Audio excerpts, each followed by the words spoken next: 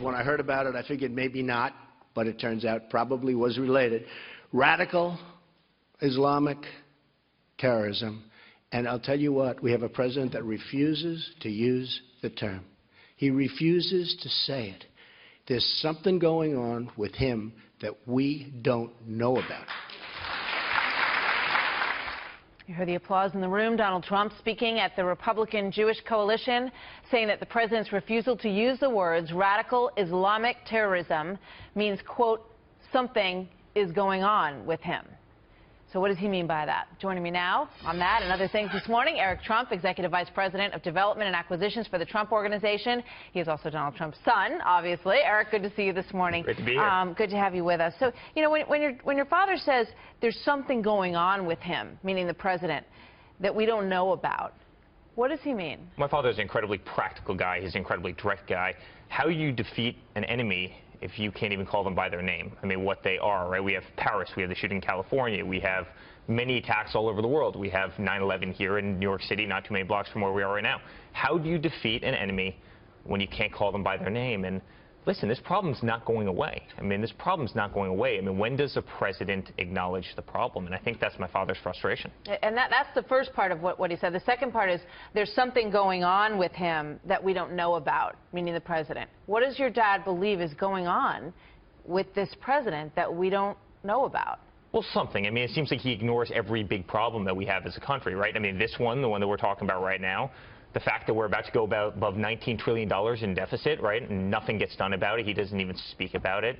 You have ISIS running all over the Middle East, totally unchecked. Obamacare is a total disaster. I mean, you've got so many problems around the world. Our educational systems are totally falling apart. Our military is falling apart, and nothing's being done about them. In fact, the conversation's not even had about those problems. I mean, it does very much seem like something's going on with the guy. Does he care? Does he, I mean, who knows? Is he just, you know, somehow disconnected? I don't know, but something seems awfully wrong when you have all these attacks around the world, you have all these problems, and you can't even speak directly to them.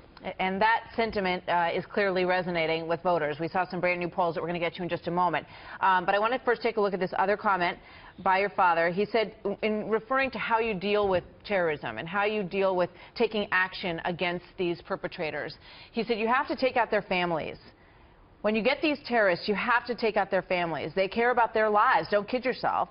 But they say they don't care about their lives. You have to take out their families. What do you think of that? Well, listen, it's tough. And I think you need to be tough in order to fight a war as awful as this war is. There's nothing nice about war. There's nothing nice about terrorism, right? I mean, they're running planes into buildings. You have to fight a war. You see families that hop on planes the day before somebody runs a jet into a building that we have right here in New York. You don't think that person was harboring that terrorist in some way? You have to take care of the problem. There's nothing nice about that, but you better do something about it. Otherwise, it's going to keep happening, and innocent people who want nothing to do with this are going to continue to die. And we're seeing that in Paris, and we're seeing that in California, and we're seeing that just about everywhere around the world. You have to deal with the problem, and you have to be very tough on the problem. And hey, it's not going to be nice. This isn't going to be sunshine, lollipops, and rainbows. I mean, it's the war on terror, and it's going to be very harsh, and it's going to be very vicious. But in order to win, you better be tough about it.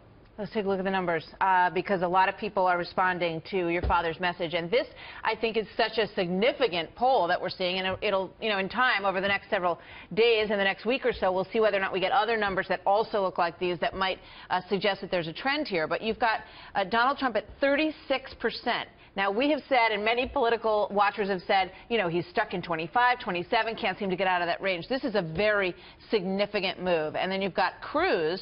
Also a nice move for him. He's at 16%. Carson falling a bit, down at 14%. Rubio and Christie. So when you look at that picture, and you look at New Hampshire, and you look at Iowa, and you look at South Carolina, you know, what's the strategy to build on that, on whatever is, you know, number is growing for him at this point?